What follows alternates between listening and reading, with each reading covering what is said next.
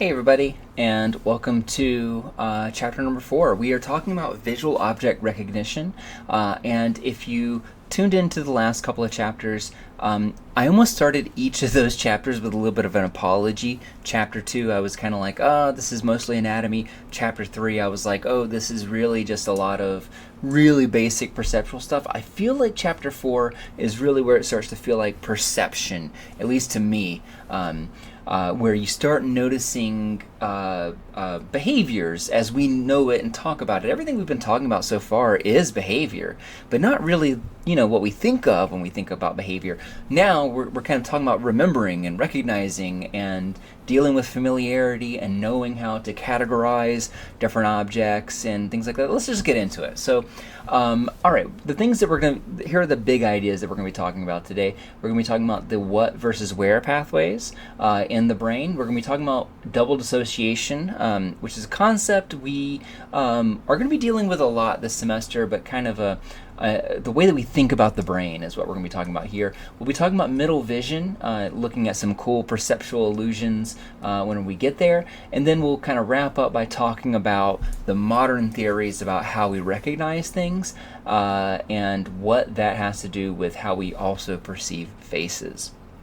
Okay, so I expect this video to run about 85 minutes. That is my guess here. So it's a little bit longer than chapter 2 and about as long as chapter 3. There's just a lot to talk about here. Chapter 5 will also be pretty long-ish, and then it will get kind of more manageable once we get chapter 6 and 8 and 9. Alright, so the videos that I have for us here, I'm not actually going to show any of these within this video, but I want to call a couple of these to your attention. The first is visual agnosia. I wouldn't check this one out yet, and actually all of these I think actually work a little bit better later in this video. This will be the first one that we talk about though, and I think out of all of these, this one is really, I think, the one to check out, the one about visual agnosia. We'll be talking about prosopagnosia a little bit later, and these videos are interesting, but and in fact actually this one on the shorter clip, that one I remember seeing whenever I was in college. That's how old it is, but it's really fascinating. Alright, so check those out on your own time. I will let you know when to check out the visual agnosia one, because I think that's the one you would be best, if you only have 5 minutes of your day, that's probably the one to check out. Alright, so when we talk about visual object recognition, what are we talking about? Well, it depends on what you mean by an object, right? And what we are referring to when we talk about object recognition, we're going to include lines and letters into that. And when I say lines, I mean letters like, that this letter T is 2 lines. So these 2 lines going in 2 different directions, one's on top of the other, and we now recognize that as a T. But we recognize this is not a T. I don't know what this would be, right? It's not really an English letter, even though it is the exact same components, right? So we're just basically flipping it upside down, and we recognize it differently. We do not recognize it or categorize that as a T. Same with an H, right? We can take this, and that looks like an H, but if we take the same components and slightly shift it, that's not really an H. That looks more like a J now, right? Or this would look maybe more, I don't know what that looks like. A chair that fell over, I don't know. But you get the point, that when we talk about letters, that those are really, really basic visual items. And they can be as little as 1 or 2 lines, but we recognize something about those lines. We recognize something about, and this will clue you into the final half of this video, we're cluing into the parts that make up that object. So for this T, what we're recognizing is where these lines are in relation to one another. Is one beneath the other? Is one above the other? Is it to the left, to the right? How long are they compared to each other? And these will tell us about the myriad number of combinations that you can form using lines, and we learn to recognize those patterns. I'm talking very broadly now because we're going to get into the science behind all of that here. But how do we perceive this? Where does this all take place? How does it get started? We can kind of trace our steps back from the previous chapters, where if you think about the ganglion cells, right? The ganglion cells are going to be sensitive to where light is. So it's kind of looking at whether or not light is present. And then we get to the striate cortex and the V1, and we start talking about sensing these different lines. So not just is there light, but if there's light here, here, and here, we start recognizing that as a line. And that's kind of where we're picking up here, is we're talking about the V1 moving now into the V2, V3, and V4, the extrastriate cortex. The extrastriate cortex does not have like I talked about the striate cortex having multiple names. The extrastriate cortex is just called the extrastriate cortex. Sometimes people will be more specific and they will point to V3 or V4, which are smaller subdivisions of this. The extrastriate cortex is mostly what we are going to be looking at today, along with some areas of the temporal lobe, and these are going to be the areas that help us kind of fuse together these smaller individual perceptions into more coherent, recognizable, bigger objects. All right, so there is a really interesting kind of phenomenon that we have in object recognition, which is that if I were to ask you to tell me what am I holding in my hand, right? I had to turn my mug because it has a cuss word on one side, and if you stay to the very end of this video, I will show you that cuss word and tell you where I got this mug. So if you're looking at, and I just gave it away, this is a mug, right? So you were just looking at it, you know that it's a mug. Well, how do you know that? That's what we're getting through to the end of this chapter, is trying to talk about what our brain is doing whenever it is recognizing what this is at a behavioral level. If I were to ask you, what is this? You would say it's a mug. Now, if I then ask you as a follow-up question, now where is that mug? You would think that that was like a trick question because it seems so easy, right? Well, it seems like if you can say what it is, you should know where it is, right?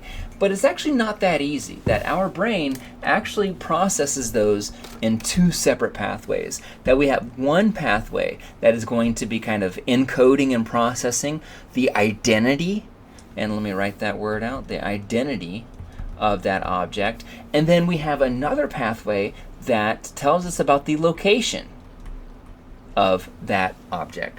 So those things are actually separate processes. You'd never know that though, right? If I were to just ask you to introspect and to tell me, you know, like what's going on in your brain. But those are, in fact, two separate pathways, and we know this essentially because we see what happens whenever people disrupt one of these areas, right? So like if somebody were to disrupt this pathway, they may not be able to tell you what they are looking at, but they can tell you where it is, for example. And we're going to look at such a case in just a little bit. This is the what versus where pathways. Where is referring to the location. So we have all this information winding up in the V1, in the striate cortex, right? And then from there, the location of that object and information related to that are going to work its way up the dorsal stream. It's called dorsal because that is a medical term. Those of you that have taken an anatomy class know this all too well, that when you're referring to that part of your body as the dorsal side of your body, if you get confused on how to remember that, the way that I remember that is like, imagine if you are laying like this. So here's your face, right? So you got your arms and your legs out like this. If you were a shark, where would your fin be? Your fin would be like up here, right? Sorry, I drew that the wrong way, like that. So that's how it's the dorsal part of it. Like, it's not on the underside; it's on the upper. Well, yeah. So that's how I remember that is the dorsal side of the body, is trying to imagine the dorsal fin of a shark or of a dolphin. Hopefully that helps you too, that mnemonic. And then we have the what pathway. So information relevant to the identity of that object is going to be processed in a more temporal fashion. So in other words, it's going to go into the temporal lobe. and that's ventral. So the underside of this is ventral. And hey, those are some key words that not only will they come up again later in the semester, but they may even come up if you take other biology classes or health science classes. That can come up, or if you go into medical school, because I believe in you and I know you can do it. Now, before I get into the specifics here, I want to say that this is one of those things that is not 100% accurate every single time. That people have used neuroimaging data to look at this, and I would say, definitely 9 times out of 10, this is going to be true. That the location of an item is going to be processed in this stream of your brain, and the what, or the identity, is processed in this side. But there can be exceptions to this, and people have published some really interesting articles looking at that, where occasionally you'll have some objects, the identity is actually processed further in this direction. And there's a lot of kind of debate and kind of conversation about the limitations of this, of kind of thinking about it as simply as this, or even what factors might lead to the exceptions here. Maybe it's the difference between people who are right-handed versus left-handed, things like that. All right, so I said it's an oversimplification because you can see exactly how complicated it can be, right? So we got things going from the lateral geniculate nucleus now to the V1, which you see right here. And then from there, it's going to spread out and go all over the place in many, many, many, many different areas. So, yeah. Maybe thinking about it as what versus where is helpful, because if we try to conceptualize it like this, it can get really, really complicated before we even really get to the easy stuff. So think of this as the identity is processed underneath, and then the location is processed over the top. And this is also, by the way, this is meant to be a brain. This is just what happens whenever you run an fMRI scan without actually getting a good anatomical scan. You get a brain that looks all weird and funky like this because it hasn't been mapped onto an anatomically correct structural template. But I'm not going to hold that against them because all that stuff is really confusing to do. All right, so let's talk about the key area on the underside here. The key player in the what pathway. That is the inferotemporal cortex, also known as the IT cortex. The IT cortex is going to be doing a lot of the heavy lifting for how we understand or how we recognize what objects are. And we know this because of lesion studies. We know this because of, if you remember, back in chapter 1, we talked about lesion studies being where if you were to damage part of the brain and then see how behavior is different afterwards, that can actually tell us a good bit about what that area of the brain does. And that's how we know about the inferotemporal cortex. That people would get into these car accidents or some other kind of traumatic situation where they damage part of their head, in a specific part of their head, and then afterwards they were left unable to recognize objects visually. They could recognize it if you told them about it, or if you described it to them, or even if they put their hands on it, they could tell you what it was. But just by looking at it, they couldn't tell you what it was that they were looking at. The inferotemporal cortex is how we, lesion studies are how we know the inferotemporal cortex is responsible for object recognition. And there's this great video right here that I would recommend you check out. It's about 4 minutes of your time, but it interviews this guy named Kevin. You'll know him because when you're introduced, he's like shredding on the electric guitar. It's very cool. But he is a guy that got into a motorcycle accident and damaged his inferotemporal cortex, and afterwards he's unable to recognize common objects. So whenever I ask Kevin, what is this that I'm holding, he could tell you where that object is, and he could maybe even tell you what the color of it is. But he couldn't tell you what the shape of it is. He couldn't tell you what it was that I was holding, because he has what's called visual agnosia. Visual agnosia means that you can that your vision is mostly fine. Nothing wrong with your rods and cones. Nothing wrong with those ganglion cells. Nothing wrong with your lateral geniculate nucleus. And nonetheless, you're unable to actually say what you see in front of you. So as you can imagine, that's extremely difficult condition to live with, because you can no longer read now. But if you watch that video, you'll notice that there is something interesting that he can recognize. So he can't tell you about what it is I'm holding in my hand. And maybe now I can pick up my cell phone. So he can't tell you what this is. But if he sees a picture of his son, he can tell you that that is a picture of his son. He can recognize faces. So he can recognize faces, but he can't recognize anything else. He can't recognize anything else visually. We're going to look at the end of this chapter, we're going to look at what happens when the opposite occurs. There's an area of your brain that you can damage where you're unable to recognize people's faces, but you can recognize everything else. It's just their faces that you can't really recognize. There's a name for that. We'll get to it later. This is an example of maybe a little bit of what it might be to have visual agnosia, in case you're wondering. Try to name anything that you see in this image. Tell me what you see.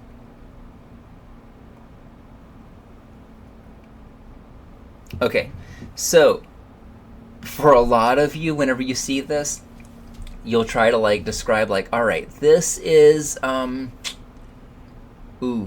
is kind of it looks maybe like an ear, but also maybe it looks like a pink manger. Is that a lighthouse or is that Jesus? I can't quite tell. And so that's maybe a little bit of what it's like to have visual agnosia, where you can kind of describe maybe what the color is, maybe what the overall shape is, but you can't really do more than that. If you're curious about what it is you're looking at here, this was a stimulus set designed by a laboratory. I want to say that it was in Dartmouth, but I could be wrong about that. And they were trying to show what it would be like to have a stroke where you're suddenly unable to recognize things in front of you, which is essentially what it would be like to have visual agnosia. You can have a stroke in your inferotemporal cortex, and that disables your inferotemporal cortex. And so you can tell me all about these colors, you can tell me where these things are, but you can't actually tell me what they are. All right, let's change gears a little bit. I want to talk a little bit about how fast this happens. So if I were to ask you, what do you see in front of you? You tell me a house, right? So what about the next stimulus? Okay, you probably would tell me that's a house as well, that's a house, and that is also a house. But then if I were to ask you, is this the same red house that you saw before? Think about it, then it gets a little bit trickier, right? So one of the really interesting things about visual object recognition is that it happens extremely fast, right? The moment you see this, you know that it's a house. You don't have to study it. You don't have to think to yourself, well, it's got 4 sides, it looks like. The top appears to be roof-like. There are these objects that appear to be windows. You don't have to do any of that, right? You don't have to reason it out. You don't have to guess. It pops to you immediately, oh, that's a house. This happens about within 150 milliseconds or faster that this occurs. And yet we even will recognize that this is different than these others, and that this house right here is not the same as this, even though this house right here, and actually let me move the slide so you can see all of them together now, that A and B are the same, but C and D are not the same. All right, and you can work out A and B are the same by doing some mental rotation. We're not going to talk about that too much this semester. That's more of a cognitive psychology thing. But you can recognize that C is different than A and B, and certainly different from C. So you're able to kind of recognize that it fits into the category of a house. But it takes a little bit longer for us to kind of distinguish, oh, these two are the same, but these two are different. And how do we know that they are houses? Well, we can look at what they share in common now, right? They have roofs, they have roofs, that they have doors and windows and siding and steps in front, and they're outside on the grass, right? And this is 2 stories high, it's got a chimney, etc. So we were looking, really, if we're being honest and pedantic, we're looking at images of houses, right? These are photographs, and not only that, these are photographs that you're watching on YouTube. So these are photographs that are actually part of a video stream that you're watching. It's not an image at all. You're actually watching video right now, even if it's a static image. But you're able to abstract that. You're able to pull that information and recognize it as an object, not just as a video, not just as a photograph, not just as a bunch of pixels on the screen. You're able to recognize that as a house. As I mentioned, this happens extremely fast, about 150 milliseconds, and it's because of that short reaction time that we know that must mean that this is an area or some processes that occur kind of without aiding from the prefrontal cortex, without a lot of these quote-unquote higher order brain processes. I honestly don't really like talking about it that way, as higher order brain processes, because what does higher order mean? Usually people mean that as like these, like what they call human specific processes, so like reasoning and logic and creativity and things like that. And basically what we're saying is that you don't need reason and logic or creativity to be able to solve this stuff. And this is stuff that happens before it even can access those parts of your brain. So what we perceive here is actually, this really visually rich house. It's got color, it's got depth, it's got lots and lots of details to it. But what we are actually detecting, if you think about what is it that our eyes are detecting different appearances of light. So is there light present? Yes or no? That's essentially what our eyes are detecting. Those rods and cones, they send that over to the ganglion cells as receptive fields, that are shaped like this, that we talked about all last chapter. And then from there, that's where we start kind of detecting lines. So what we're actually sensing is really kind of these individual pieces, these tiny little pieces of the house, and yet we're able to put it all together. So what we are detecting are these lines and the angles in which they are moving, right? That's what we talked about with the simple cortical cells. So we're looking at these lines and if they are moving, and the angles that they are set at. And it's that combination of things, that combination of features that we're then going to bind together to recognize as larger objects. So in other words, it's not that I look at this and I recognize it immediately as a house. What's happening in the brain is that I'm going to recognize these lines, and then I'm going to recognize the relationship these lines have to one another. So this is kind of like a trapezoid, right? Which is kind of like a roof. So this must be a roof. And down below, I got this, which means that we got essentially like this rectangular prism and this trapezoid on top of that, and that's the shape of a lot of houses. I'm getting a little bit ahead of myself, but I'm telling you this because I want that kind of be floating around in your head as we talk about what we're going to call middle vision. So middle vision is, now that we've kind of talked about the striate cortex and how we're able to kind of pick apart these lines and edges, we're going to be talking about the next step. So what happens after the extrastriate cortex? So after we're talking about lines and edges and things like that, we got different kinds of processes that are going to help us kind of glue these features together. They're going to start piecing together these lines and angles so that they fit together, or that they stand out together, or that they're noticeably different from one another. But to do that, I want to talk a little bit about top-down versus bottom-up processing. So top-down and bottom-up processing probably should be very familiar to you if you remember cognitive psychology. But what I want to, I guess, where I'm going with this is that, much like this, what we perceive is greater than what we detect. What I mean by that is, like, if we're just looking at what we detect, we're detecting these lines and edges, but that's not what we perceive. We perceive something much more complex than that. We're perceiving the combination of all of those, but we're also experiencing, like, oh yeah, that's a house, and you could tell me all about a house, like, because you're recognizing this as something more than the sum of these parts.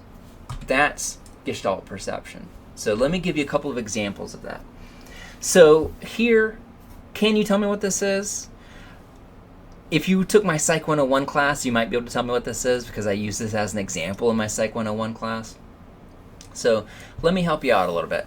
Let me start drawing some stuff out. But I want you to maybe write down what you think this is. All right, so I'm going to start filling in some of the blanks here with my magnificent paintbrush.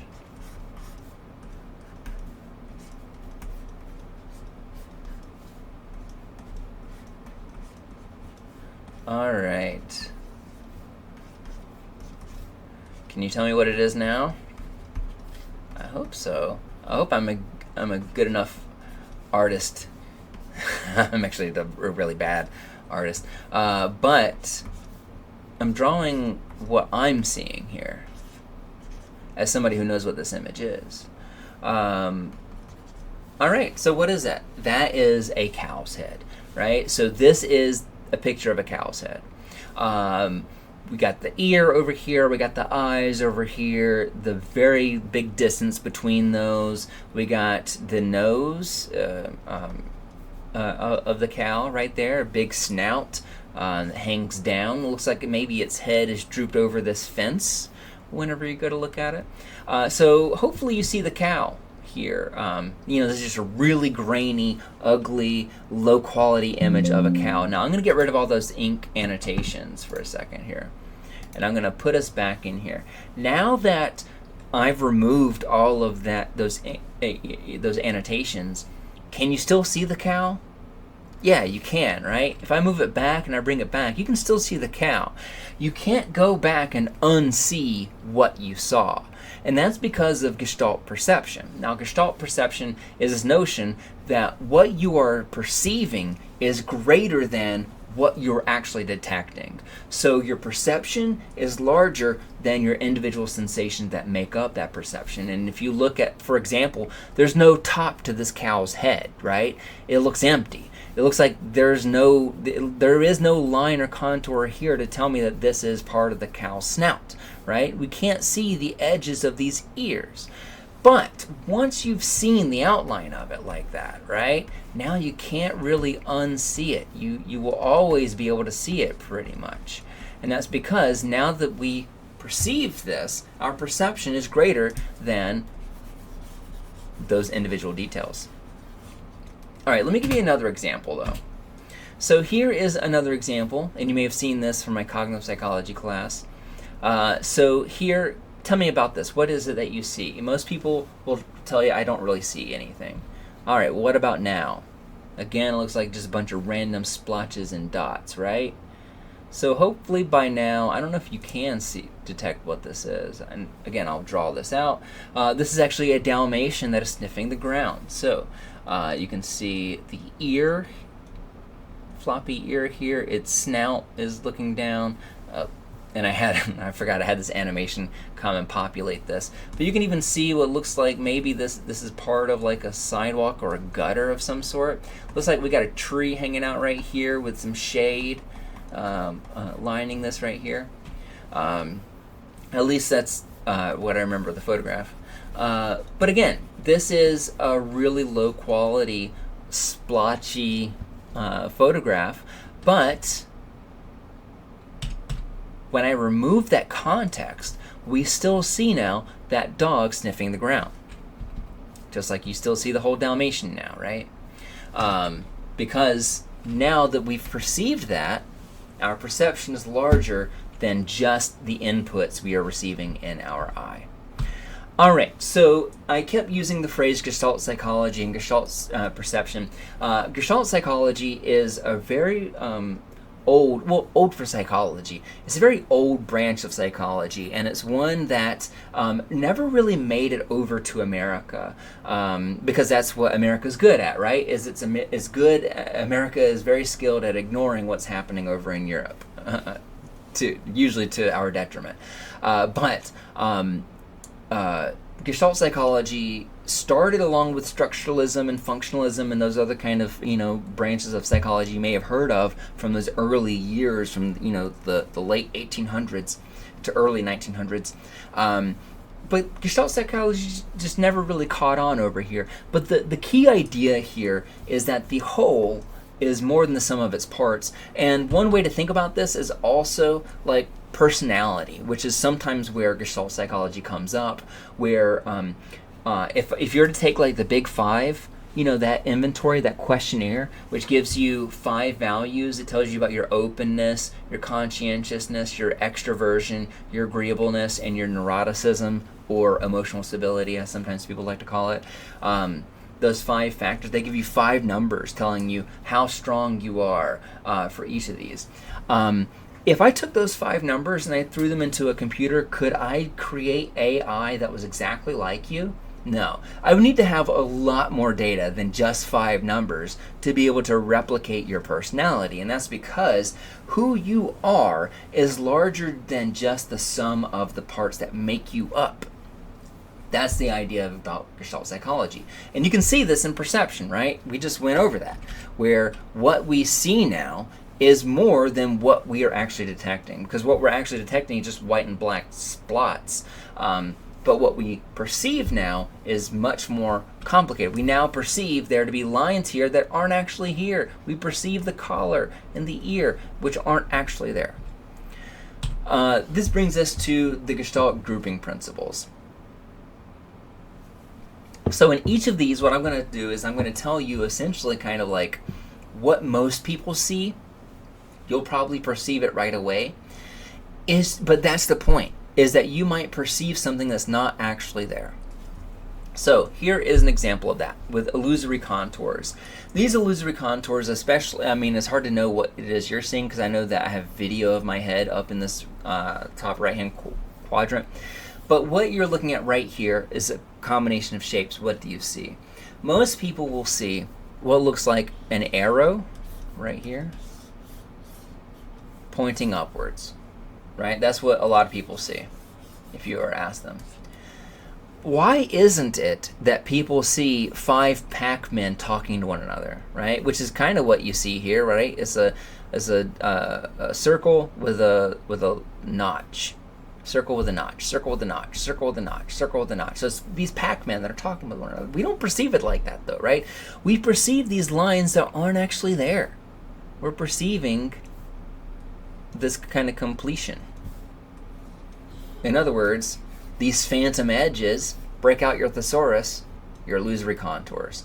We see the same thing here, where we perceive this panda as having a head like that. Right? We imagine that to actually be there. We don't actually perceive this as, like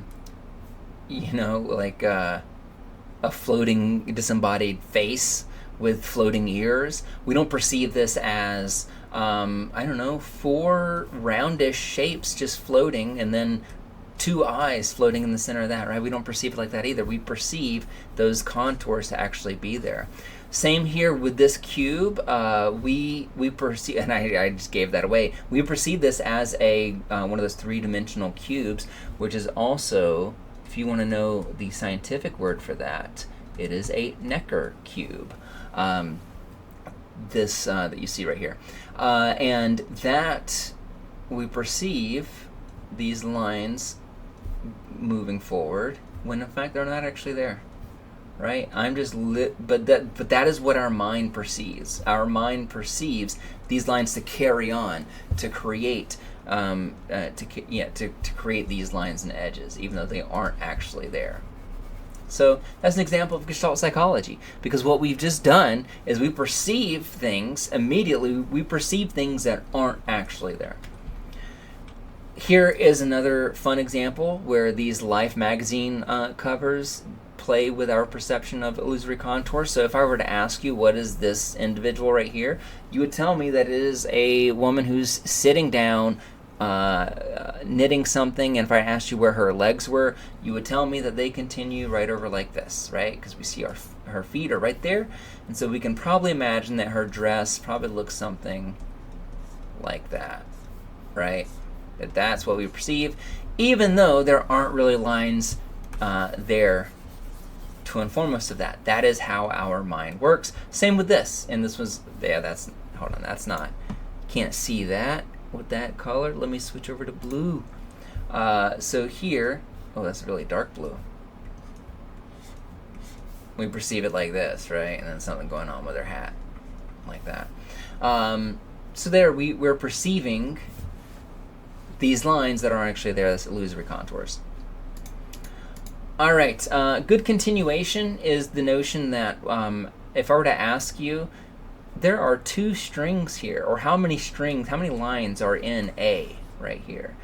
Almost everybody would tell me that there are 2 strings and they follow this pathway. Let me switch over back to my red pen now. That it continues like this and not like this. So you'll tell me that there are 2 lines, and those are the way those 2 lines are. That we perceive it like this, but not like that.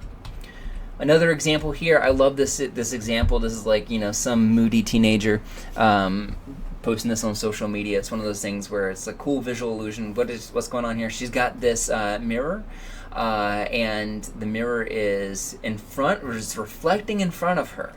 So it's reflecting this grass in front of her, but she's lined it up perfectly so that we see kind of the forest edge here and the forest edge here, and the forest edge reflected fits in right there, and so our mind follows this as one line all the way through. That's good continuation. Very similar to an illusory contour. The difference here is that we actually see the lines. We just attribute them as essentially this being one solid line instead of one solid line interrupted by another secondary solid line. If I were to ask you about this, and if I were to ask you,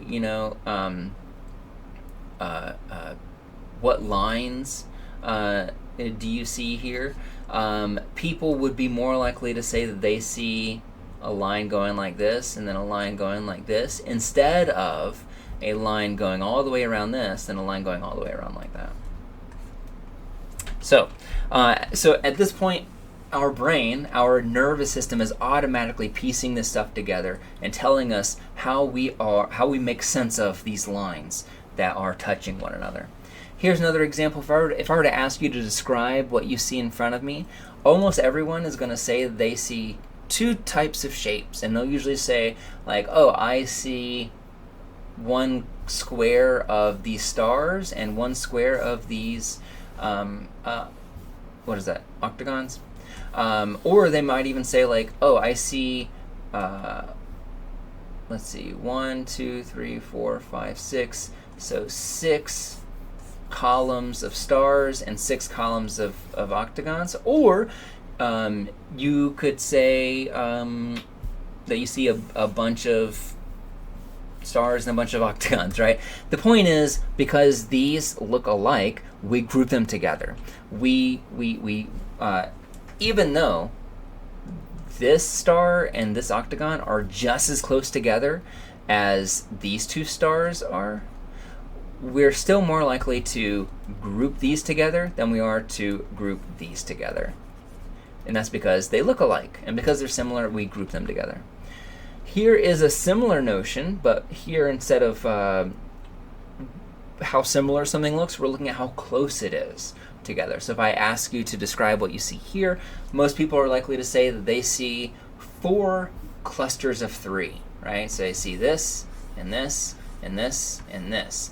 We don't see for example, this, like, oh, we got 4 top squares, 4 right-hand squares, and 4 bottom squares, right? We don't perceive it like that. Instead, we perceive this as belonging to their own groups. Here, if I were to ask you which of these lines tend to grab your eye, which of these lines just seem to go together, which of these just kind of stand out to you? So if you're kind of blurring your eyes, are there any that pop out at you? Most people will say that there are a couple that do. So for example, 2 and 3 tend to jump out at people because they seem to follow the same trajectory, right? They're parallel, perfectly parallel to one another. So yes, 2 and 3 are birds of a feather. Anything else? Sometimes people will point to 7 and 8, right? Because 7 and 8 are the opposite. They are symmetrical to one another. And so they kind of stand out to us as well. Sometimes people will say that 4 and 9 are, because again, they are also parallel and identical. But because there is stuff intervening between them, they don't stand out the same way. So parallelism, we talked about those, but also symmetry. Lines that are symmetrical to one another seem to belong together as well. Other gestalt rules, grouping mechanisms from our nervous system, we got common region. So for example, if I asked you to group the objects in the first line, people are likely to obey the law of proximity, which is to say that they will group these together, these together, these together, these together, and then these.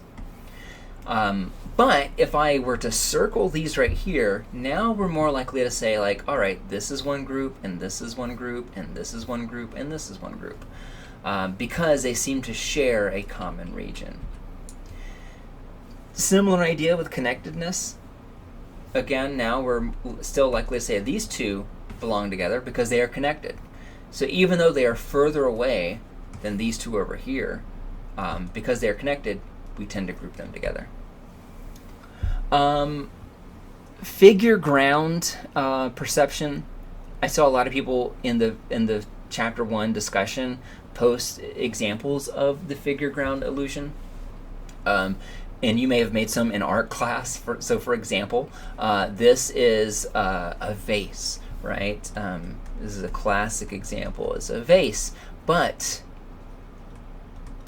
it is also 2 randos about to kiss, right? Because it looks like, all right, there's the 2 noses, the 2 foreheads, upper lip, bottom lip, chin, neck, they're leaning in. You get the idea. Whoops. All right, sorry about that. I had to pause it because, as you can see, my dog joined me again. Class, say hi to Fozzie. It is funny, about midway, every single video, I think, he's like knocked on the door and I've had to go get him. All right, anyways, we were talking about the figure ground illusion, and we were just talking about how this can look like 2 separate things, right? It can look like a vase.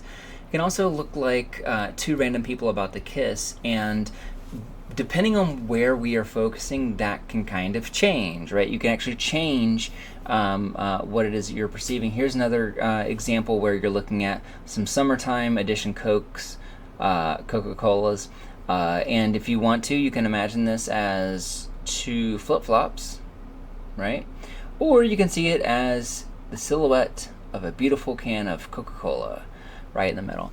And it really depends on what you are perceiving as the background. So if you are perceiving the white as the background, then you will perceive the bottle of Coke. If you are perceiving the red as the background, then you perceive these as mostly flip-flops. Same thing applies over here.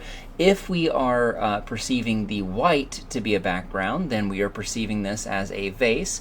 If we are perceiving the brown to be a background, then we are perceiving this as 2 people kissing. Now, there are a couple of different things that kind of go into whether we're likely to perceive something as the figure, which is the central part of of a scene, an object, versus ground, which would be the background. So here are some of the things that factor into that. So if you are an art major, if you like doing art yourself, then you can kind of tinker with some of these things to make your own art fall into this kind of figure ground illusion. So surroundedness. So whatever we perceive as the surrounding region, we perceive that as likely to be the background. So if it seems to take up most of the canvas, we tend to assume that that is the background. We also tend to assume that things that are smaller are likely to be the figure. So just going back to this, if you're perceiving this right here, the silhouette of the Coke, it is the smaller part, and so we perceive that as the figure.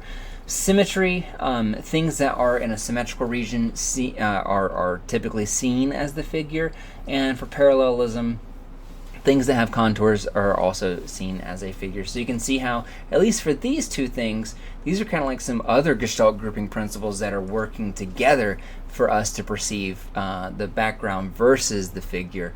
Here you go, here's another example. So based on what we just learned, most people are going to see this mostly as, what is this, like a pillar or some kind of chess piece, right? But you can also, if you want to, and that's usually if you're taking the black and seeing the black as the background, if you perceive the white as the background now, so perceive the white as the background so that the black pops out, now what you see are two guys that are kind of like having a secretive conversation, right? That they're looking at each other. They're not going to kiss like the last guy, the last image that I showed you, but you can kind of see that these, to me, I've always thought they look like monks or something like that. They are looking towards one another and talking. All right, so let's talk a little bit more about middle vision. I would say the Gestalt grouping principles are part of middle vision because we're talking about this element of perception that is below higher order processing, but also above the basic lower level pieces. We already talked about Gestalt grouping principles. I'm going to talk about a couple of other areas. These are just like Gestalt grouping principles, things that happen without really our awareness. So the first I want to talk about is the global superiority effect. The global superiority effect is the notion that we tend to see the global features of an object first. In other words, its big, broad shape first. So we tend to grasp the global cues before we then focus on the local cues, which are kind of like the features of that thing. So here is an example.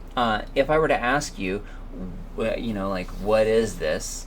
What do you see first? Most people will see this as the letter H first, because we attend to the global features of that shape. But very quickly you'll say like, oh, but this is an H made of fives or S's or whatever you want to say. If you initially said, oh, this is a collection of fives, then you are focusing more on the local cues first. Same thing here. If I asked you this, most people would say it's a C. Most people would say this is an L. But the interesting thing here is that depending on your neurology, that there are some people who usually will have some kind of damage in the parietal lobe, and if that happens, sometimes those individuals will be they won't see the H here. They will just see the S's or the fives, so they will say, oh, I see a bunch of fives before they see the S. So it's a double dissociation, just like we mentioned, where like that these things exist separately. These processes of global motion, or I say motion because we're going to talk global motion in a few chapters, but global features versus local features are processed in different streams throughout the brain. Then we got the dynamic superiority effect, which is very similar to the global superiority effect. The difference here is that generally we're able to distinguish things a little bit better whenever they are moving, whenever they are dynamic, so whenever they are rotating. And part of that is because it gives us a little bit more information about the object. So, for example, it'd be much easier for us to kind of distinguish things if they are moving, because then we can we get more information about that object to make that judgment on, I feel like that kind of came out a little bit like word salad. Sorry about that. But yeah, so basically things that, and some people say that the reason why we have the dynamic superiority effect is actually because things that are moving attract our attention, and because they attract our attention, we're able to kind of gather more details about it. And I think people still kind of debate and argue over that. All right, and then the final piece of middle vision that I want to touch on is non-accidental features. Non-accidental, just basically meaning that these are features that occur and not by accident, not by chance. That these are features that occur because of their depth and because of how they occupy space. So, for example, this little guy right here is a T-junction. So see that? Why is it called a T-junction? Because it looks like an upside down T. We also got a T-junction right here, right? So without telling you anything else about the T-junction, if I just point at this, what would you tell me about this? Which line is in front of the other? Which shape is in front of the other? Just based on this T, we can make that decision. We can make that assumption, I should say, about what we're seeing, because basically what we're saying is that this, with a T-junction, we can establish that this shape is in front of the other shape, that this horizontal line is in front of the vertical line. And so with T-junctions, essentially that's what we have, is that the stem of the T is further away from the viewer. That's the T-junction. We also got Y-junctions, which is what you see right here. Y-junctions are just going to tell us about which of these corners are facing the observer. So if you have a Y-junction that looks like this, that means that that corner is facing towards you, the audience member. And if you have an arrow junction, then that means that that corner is facing away from us. So we can gather a pretty good deal about our environment without moving. Just by looking at it, we can ascertain things about its depth and how far away things are from us. So if I show you that, well, I don't know if this even is helpful or not, but if I were to show you this book, and if you didn't know, that it was a book at first, or actually, here we go, my stylus with the book next to it, which of these is in front of the other? You know that it's going to be the stylus is in front of the book, because take note of the stems of the T, right? So how do we make the T junctions here? We got this coming through, and then we got the stem behind it, and so we recognize the book is behind this. All right, so, and I feel like maybe that made it a little more complicated than it needed to be. Basically, we can close one eye and we can see which of these angles are closer to us than others. And the reason why I'm making such a big fuss about that is because when we get to the depth perception chapter in chapter 6, one of the things that's really interesting about depth perception is that we use two eyes to do a lot of depth perception, but we don't need to. We can still get a lot of depth perception using just one eye, and this is one of those examples. What we are going to later call monocular depth cues.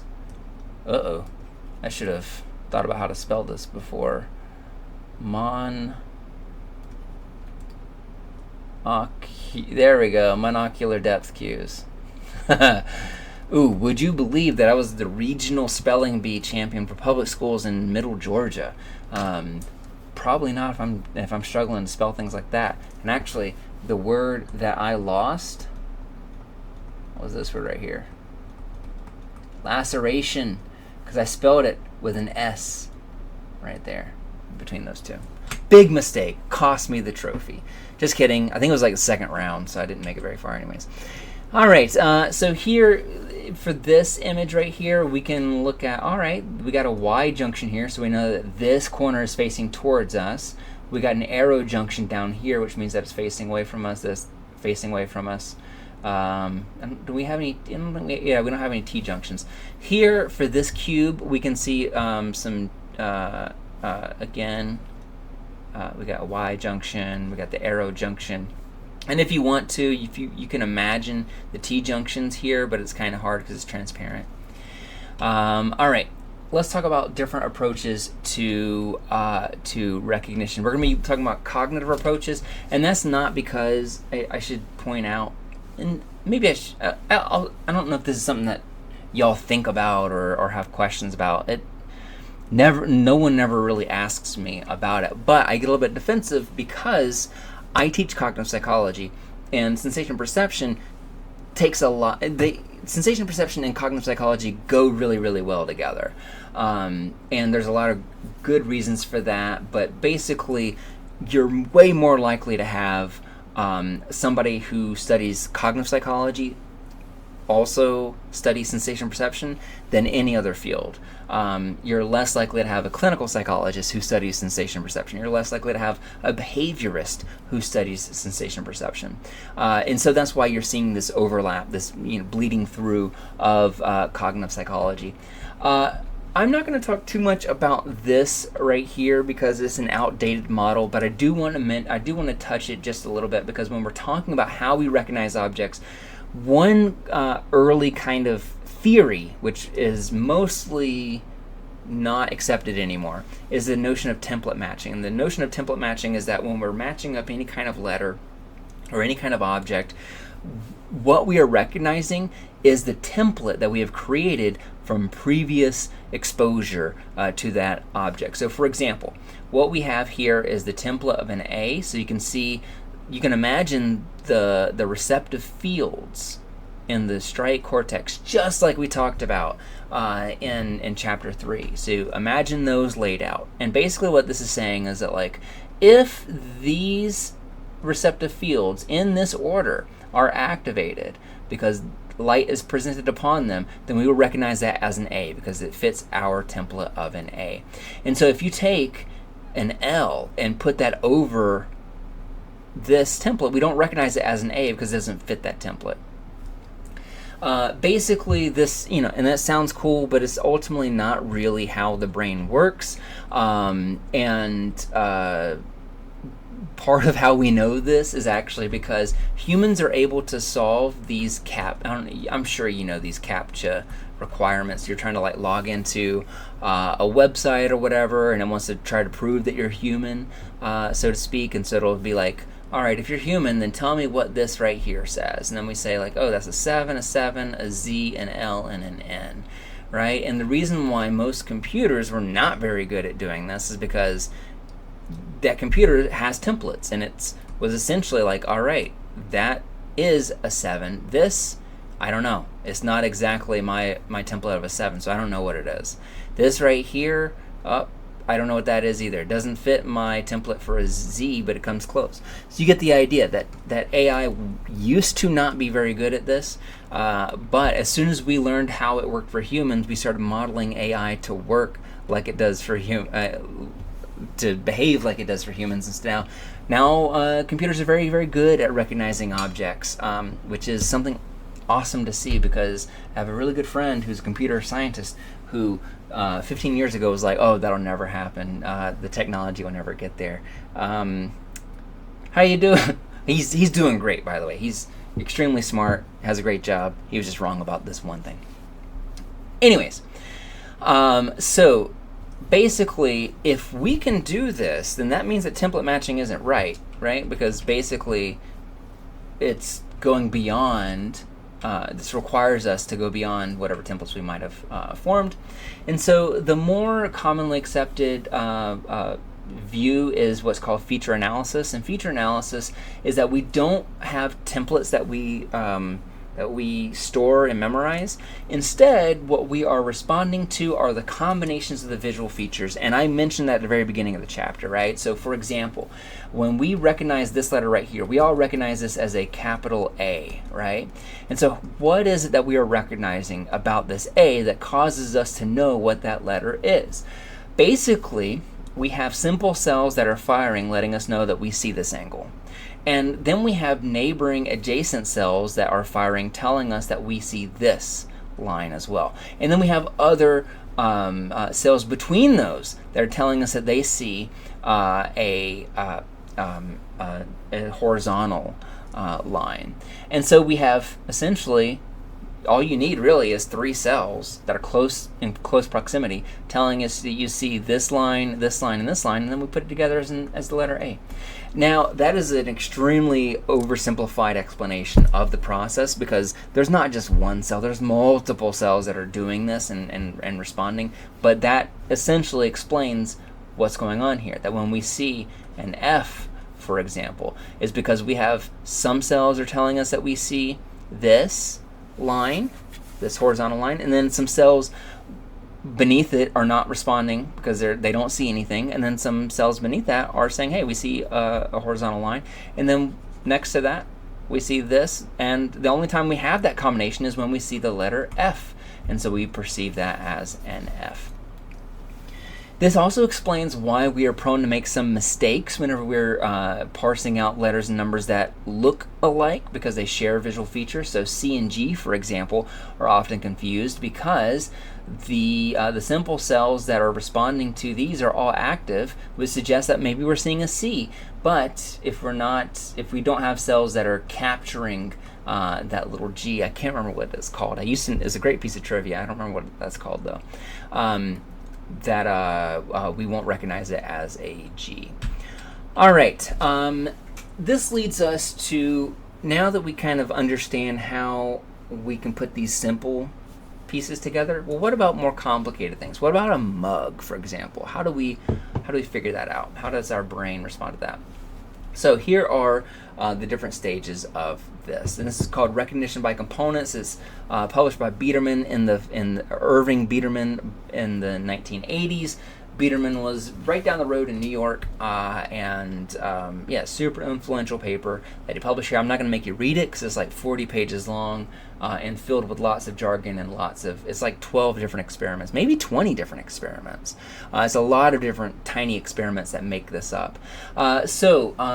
Basically, Biederman asserts that there are 3 stages to visual perception. Visual recognition, I should say. The first is that we are going to take an object and then we are going to break it out into its sub-objects. So a horse and a giraffe, for example. A horse and a giraffe, they share the same sub-objects, right? So you can take a horse and you can break it up into its component parts, where you got this long body, you got these legs, you got a tail, you got a neck, and you got a head. And the giraffe, same thing. Body, neck, head, legs. Same thing with a person. Head, body, arms, legs. Same with an ape. You get the idea.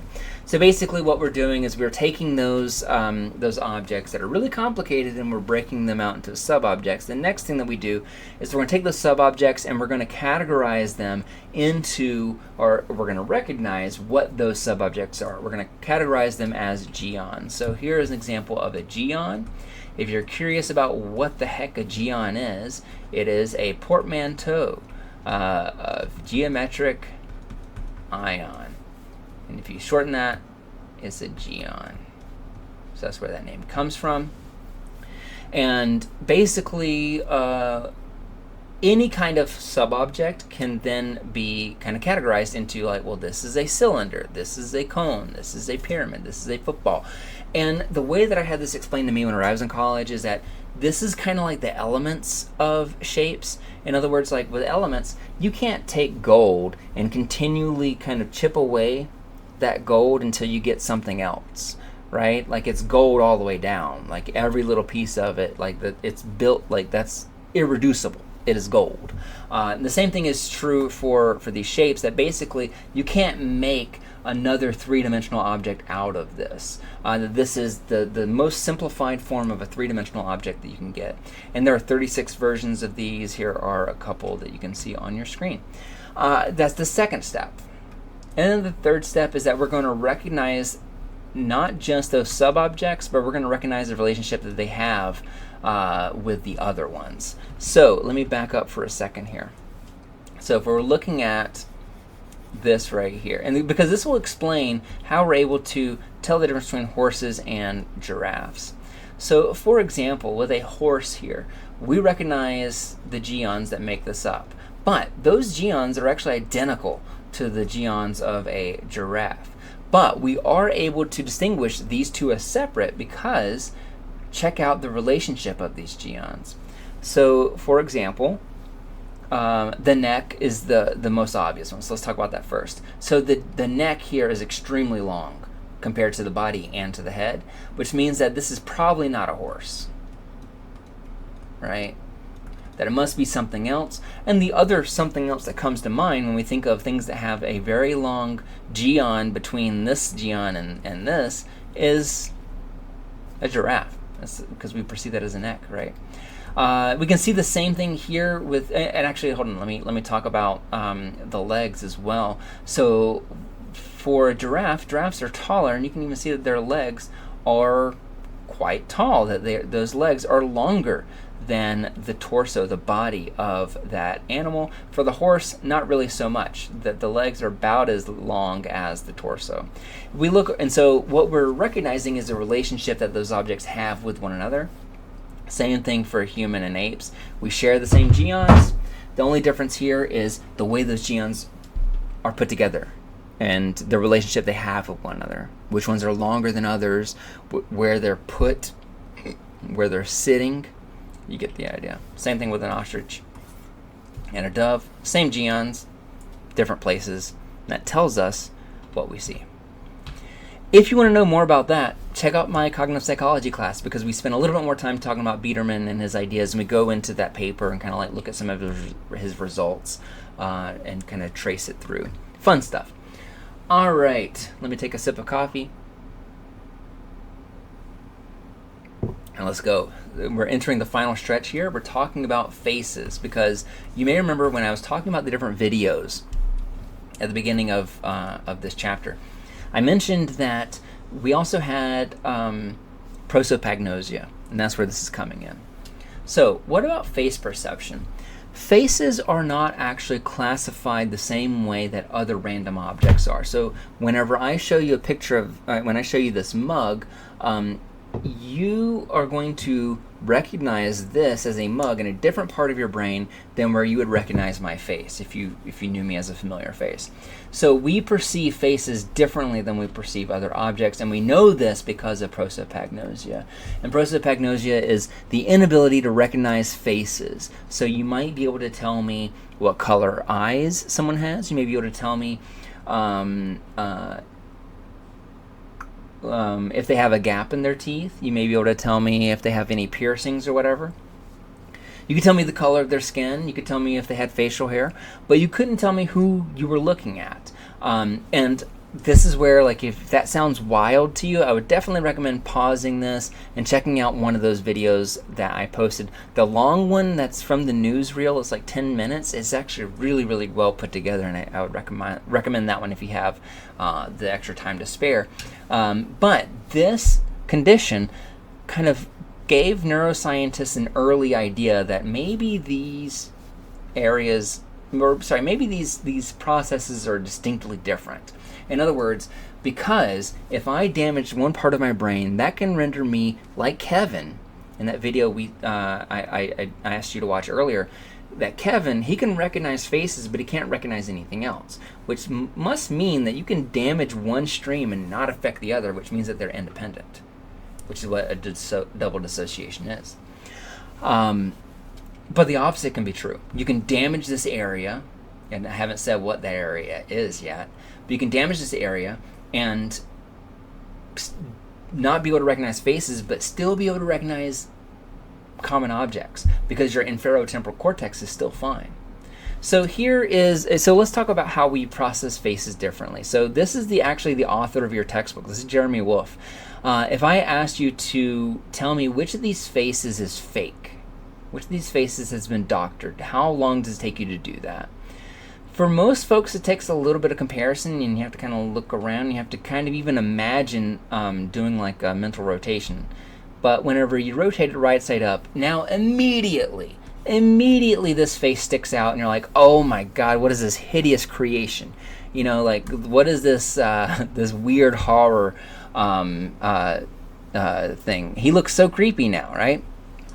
Because he looks uncanny. He freaks us out a little bit because he looks human but doesn't quite look human. And it's interesting how people, and again, this is the fake one. that here he doesn't have that kind of reaction. We can probably reason it out and say like that face has been altered in some way. But it's not until it's almost right side up that we see like, oh, this looks really, really weird, and it instantly stands out to us. This is a more recent picture of Jeremy Wolff. So again, you can try to do the same thing, but now you already know what he's going to do. This one's even weirder, right? Jeremy Wolff, now whenever it's upside down like this, is really, really kind of stands out. All right. So for face recognition, the area that, and actually let me back up for a second. We'll talk about this in passing a little bit more, but this is what we call holistic processing. In other words, whenever you see it right side up, there's something about the face that freaks us out. And then we can pinpoint it on the individual features. But when we're talking about faces, we usually will perceive the face as a whole. We'll perceive the whole face, and specifically the relationship that the eyes has with the rest of the face. And if you've ever seen any kind of criminal procedural, any kind of TV show that deals with this, or movies and they break out face perception, that's kind of what they're always like looking for, is kind of the relationship between how far apart are the eyes and what is the relation to the eyes to the rest of the face. And that kind of ratio is what they use, what computers usually use to recognize faces. And yeah, humans are not that different. That we typically don't recognize like, oh yeah, that's Jeremy Wolff because I recognize that mole or whatever. We usually like, oh yeah, that's Jeremy Wolff because it looks like Jeremy Wolff, right? Because we're processing something holistic about it, and I'll write that word out. It's holistic processing. All right, and that's different than how we process common objects. Whenever you look at any other object, we kind of break it up into its individual components to recognize it. The discussion activity for this chapter will have you doing face processing, and so you can be thinking about that, this notion, whenever you are doing that test. All right, so the area of the brain that is responsible for processing faces is called the fusiform face area, the FFA, and you'll even sometimes just hear it called the fusiform gyrus. Oops. As that area, and it's in the temporal lobe. It's underneath. It's in that ventral what pathway. And so it seems to be responsible for detecting faces. Whenever there are faces that are present in an image, like you see in the background here, your brain shows activation in the fusiform face area. So even if we aren't even consciously aware of it, this area is active, which suggests that there must be something that is almost automatic. I don't want to use the word subliminal or subconscious, but even if we aren't consciously aware of it, we can have activation in that part of our brain. And so the million-dollar question for the longest time was, well, why is that? Is that because evolutionarily it would make sense for us to have part of our brain detect faces of humans? So a really great question, but how could you test that out, right? How could you test whether or not we're biologically prepared to detect faces? All right, so other explanations of this, because this question got people asking, well, let's look at other species. Do other species have areas like the fusiform face area? And there's kind of mixed results on that. Maybe with apes, maybe there are, but if you look at pigeons, I don't know. It's hard to say. Probably not. So then what is it about? So maybe it is an evolutionary thing, and if it is, then maybe that's why humans are so good at socializing, right? But people started looking at other explanations because you can't really directly test this out. You can't, in fact, if you wanted to test this theory out, you would need to go back and find some organisms that didn't have a fusiform face area, and you need to give them a fusiform face area so that way you could see, like, does that make them more likely to survive in the wild than those that don't have it, and so on and so forth, and that gets very tedious, and it also gets unethical. So let's talk about the fusiform face area. So Isabelle Gauthier is a researcher from, she was doing work in in the Chicagoland area, and I want to say she's from Urbana-Champaign, but I could be wrong about that. Somewhere kind of in the Midwest. Her lab was interested in this question about, well, what's the fusiform face area respond to? And basically, she found in a certain her research that has kind of got people to see that it's not just faces that this area responds to, even though it's called the fusiform face area, that it also responds to stimuli that we have a lot of experience with. So any kind of stimuli that we have prior history with can also show the fusiform face area activated whenever we are dealing with it. So the study that I'm going to tell you about here was done in 2000, which is wild. Can't believe it was so long ago at this point. But she brought in car experts and she brought in bird experts, and she had them look at pictures of cars and pictures of birds and pictures of faces while they're in an MRI scanner.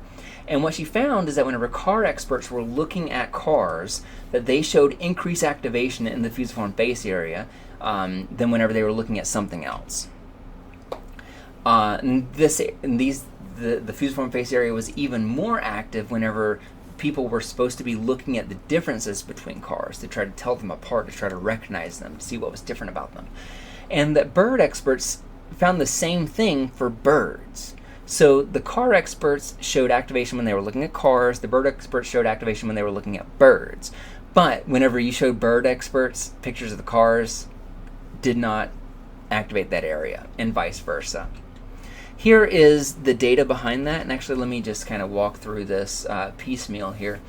So what we're looking at here is faces versus objects. So the way to interpret this is you're looking at the activation of faces. Let me see, activation from faces, and then we're going to subtract from that the activation from common objects. So let's say that if I scanned you while you were looking at a mug, and then I scanned you while you were looking at a face, then I'm going to subtract out all of the activation from when you're looking at the mug from when you're looking at the faces, so that what you're left with is just the activation unique from faces. So that way it helps us see, like, oh, this is the area of the brain that's only active when it's processing faces. Because if I just scan the brain when I was looking at faces, I get a bunch of activation back here in the striate cortex, right? And I get some activation in the prefrontal cortex from listening to rules and following directions. And we're not interested in that. We just want to find the activation from when it's just looking at faces.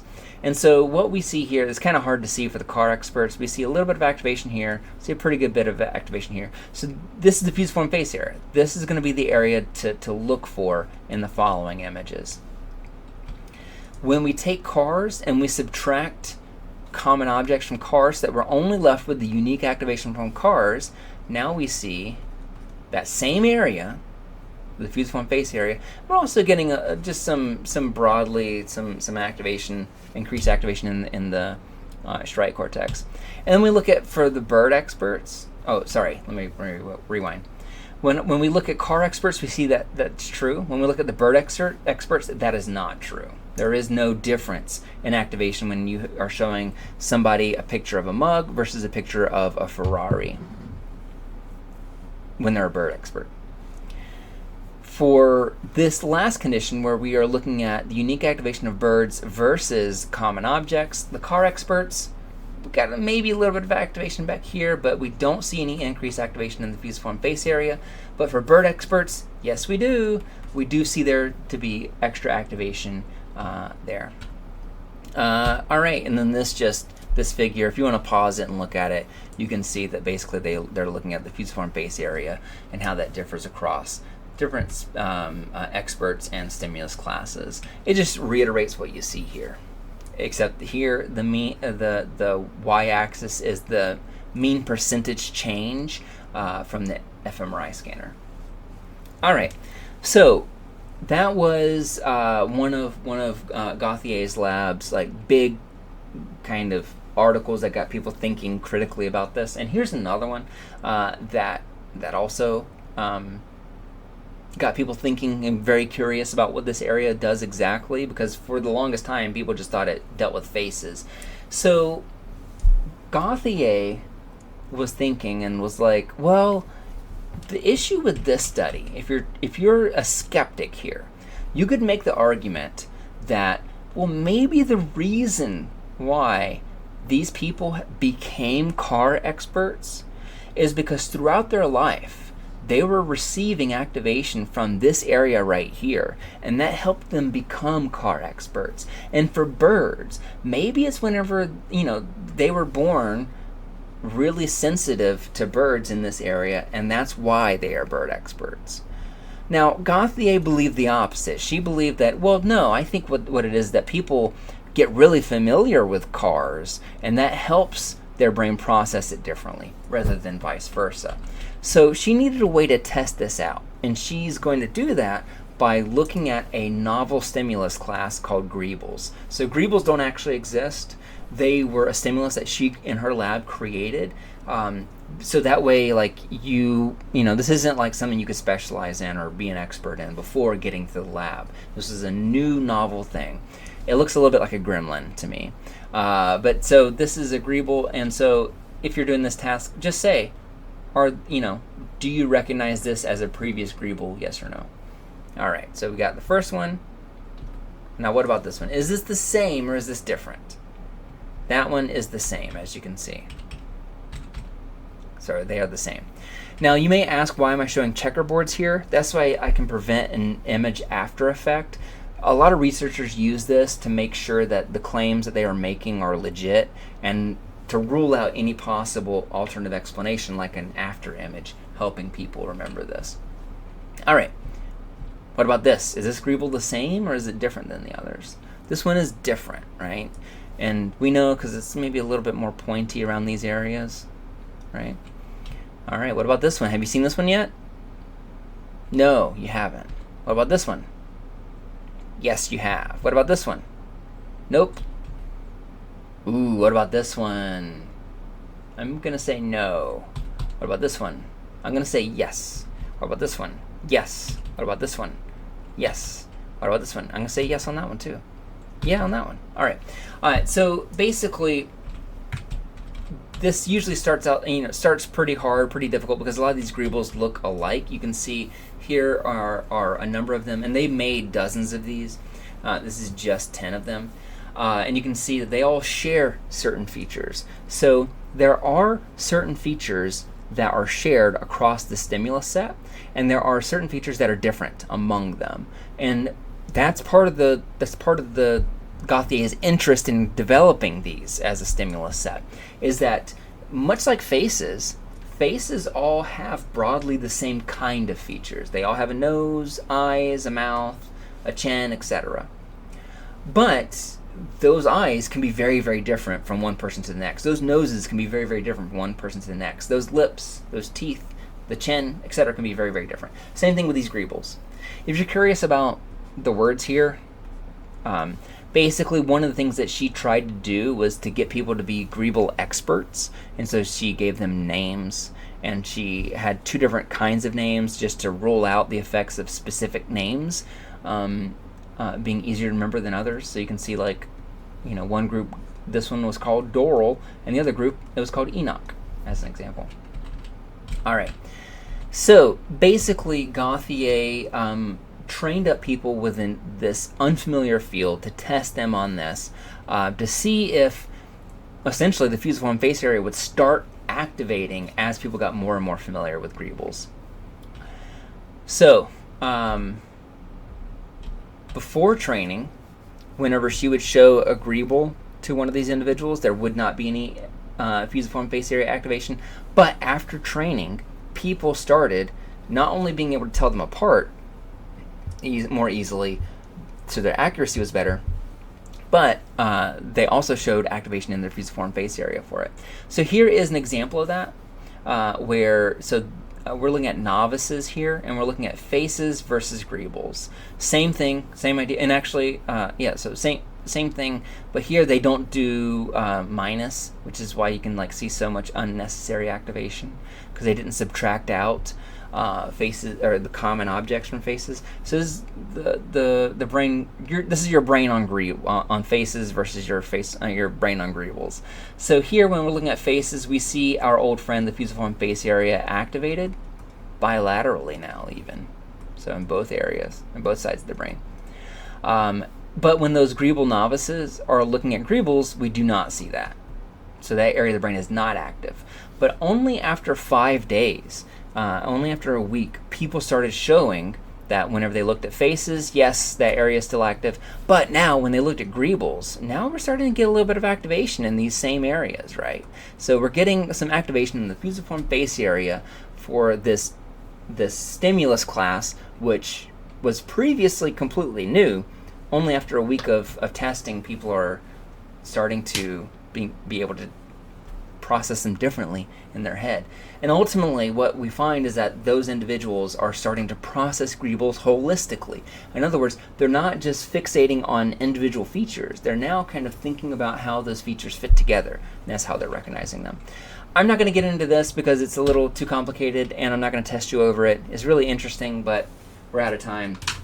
And it's probably not something that you would have to deal with unless you go into neuroscience or really complex areas of cognitive neuroscience or behavioral neuroscience. So if you want to check it out there, it's interesting. I think it's cool, and I'm happy to talk about it with you if you have any questions over email.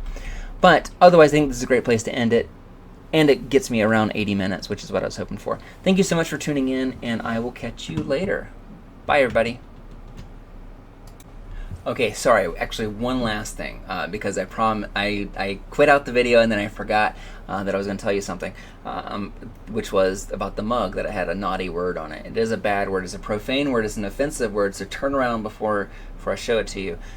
So this was my cup, which a former student got for me, and this is what it says.